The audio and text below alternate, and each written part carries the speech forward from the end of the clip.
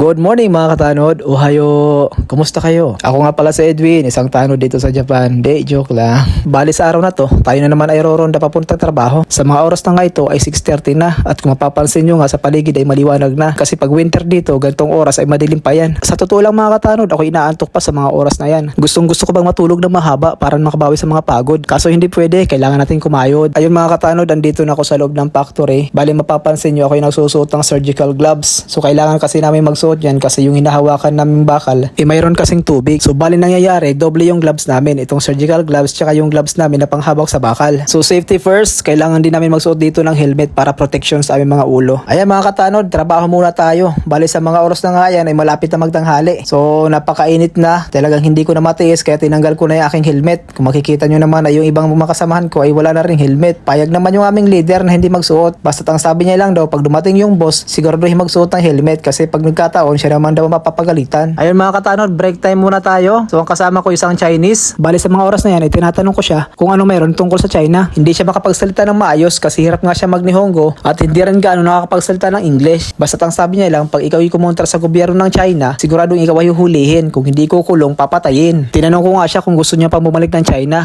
Wala daw siya magagawa kasi andun yung asawa at anak niya. At ito pa isang matindi guys, wala daw Facebook, walang YouTube, walang Google sa kanila. Lahat ng social media at international entertainment ay wala silang napapanood. Mayroon pa akong katrabaho dito isang Chinese, medyo bata-bata pa ito. Ako naman talaga ay napaka-chismoso at hindi pa ako nakontento. Totoo bang may limit ang panganak sa China? Overpopulated na daw kasi ang China, kaya hanggat maaari, isa lang ang pwedeng ianak. Ngayon, pag lumagpas ka ng isa, dalawa, tatlo, babayaran mo na daw ito. Ngayon, pag hindi mo naman mabayaran, magkakaroon ka ng utang sa China at pag hindi mo ito mabayaran, ikaw ay maaaring makulong. At ito pa ang malupit guys, sa oras na ikaw ay bumili ng cellphone sa China, ito daw ay konektado na kaagad sa gobyerno. Lahat ng mga ginagawa mo ay ma-access nila lahat. Kung sino man ang mga kachat mo, kung ano daw mga pinapanood mo, lahat daw po ito ay hindi nakakalusot sa gobyerno. Lahat daw po ito ay napapanood nila. Tsaka lahat daw na pinapatupad na batas ng China ay sinusunod ng mga tao kasi pag ikaw hindi sumunod, sigurado makukulong ka. Ganun daw kahigpit pagpatupad ng batas ng China. Kaya ganun na lang daw ka-peaceful lang China, kaso nga lang hindi daw lahat ng bagay ay may freedom ka. Dagdag pa nga niya sa akin kung kilala ko daw si Jack Ma. Sabi ko oo, kilala ko yan. Si Jack Ma daw ay isang malaking negosyante sa China. Katunayan nga, siya nga itong may-ari ng Alibaba. Ngayon, naglabas daw ito ng pahayag kontra sa gobyerno. At kung mapapansin nyo daw, hindi na daw ito lumalabas sa kahit anong platform ng social media. Hindi daw siya sigurado kung ano na talaga ang nangyari kay Jack Ma. Pero isa lang daw masisiguro niya. Yung Alibaba ngayon ay China yan ang may-ari at hindi na daw si Jack Ma. Binawi na daw ito ng gobyerno. Kayo mga katanod,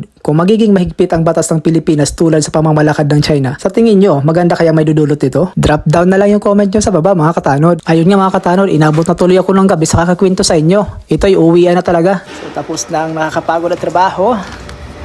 So yung ating mga nagawa ito, papasta natin tong report natin. Pasta natin to, ang dami to, ilang papeles to. 5. So. Bye Chang. Bye bye. Bye bye. Ayaw mansin guys. Uwian na naman tayo. Ito yung aking sasakyan. Char. It's great. Chang. Otskare. Otskare. しょうがないでしまってあげようか。Otskare. Bye. Bye. Happy birthday. しょうがないでしまってあげようか。 Happy birthday. ありがとうございます Happy birthday. Yeah. So, Yes, yes, yes. Happy birthday. Happy birthday. Thank you, thank you. thank you.